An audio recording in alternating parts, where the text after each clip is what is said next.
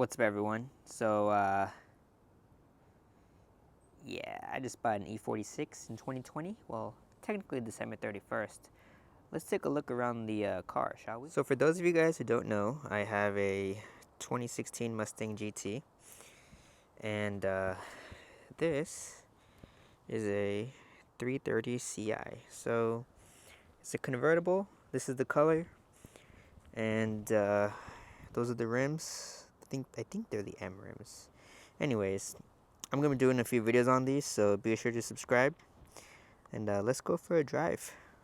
So the car has 98,920 miles, less than 100,000, and the interior is in okay condition.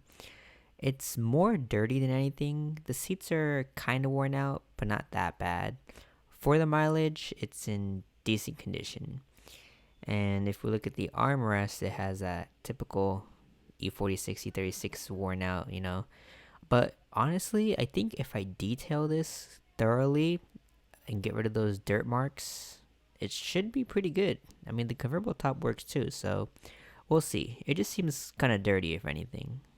So one thing about these cars is they feel really unique. Like, you have to drive one. My first car was an E36 convertible, and this is an E46 convertible. I don't know if it's because it's a convertible, but the way these drive are very unique. I had an E90, and let me tell you, this drives better in my opinion. I don't know what it is. Maybe it's because it's convertible, and that was sedan, but definitely love the way these feel. So I'm going to replace this with the new head unit. I already bought the bracket to relocate this here, and this is going to be a whole touchscreen.